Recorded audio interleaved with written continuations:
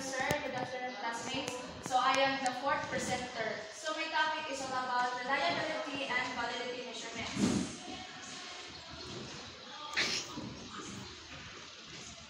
So reliability refers to the consistency of the scores obtained, how consistent they are for each individual from one administration of an instrument to another and from one set of an items to another.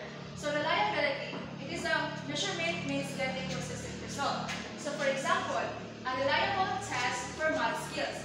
It would give you similar scores if you took it twice, even if the questions were slightly different.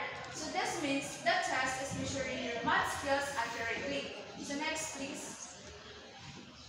So reliability and validity are related concepts. If an instrument is unreliable, it cannot give valid outcomes. So dili mo makuha ang accurate result if kung ang isa ka tool na iyong gigamit is dili makakatagog consistent na measurement. So as reliability improves, validity may improve or may not. So dili is just because ang tool na iyong gigamit is more consistent, it doesn't mean na it is measuring the right thing. So next is, however, if an instrument is shown scientifically to be valid, then it is almost certain that it is also reliable. So, dili akay, if ang tool na imong gigamit is nagpamatuod siya o accurate the measurement, pasabot, makahatag pa siya o consistent na result. So, next please. So, dili na table is makita nimo na siya. So, 90 or 90 above, high reliability or scores are consistent. So, meaning, if ang student imong patikon og test o draw, then makakuha gihapon siya og similar score sa una na iya dictate na test kay reliable man siya or consistent. So kaning 50 below is pas the low reliability. Pasabot, scores are less consistent.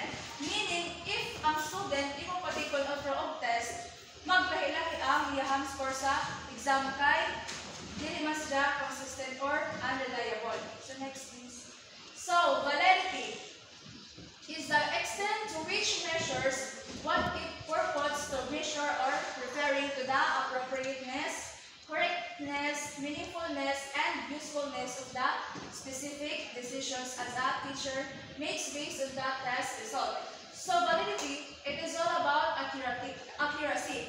It is a valid tool that measures the right thing accurately.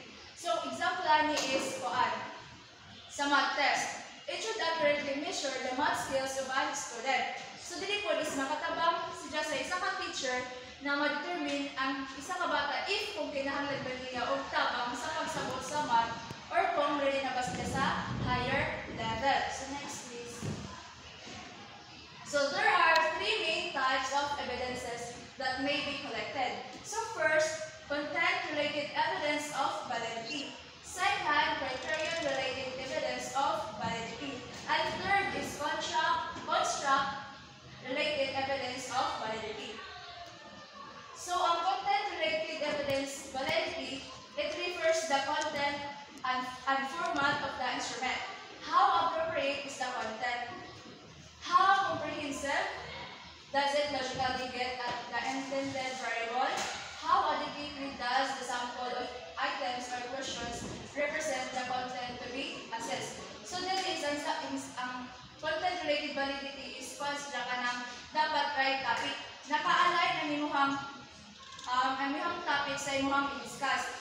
Then, also, ang example ani is about sa math test. So, ang about sa math test kay about man sa math fraction. So, dapat maano ka sa test ang adding, multiplying, subtracting, and dividing. Which is, ano mas sila sa math fraction. So, that's all. And ang contribution ni is si Ms. Caballes na. Thank you, sir.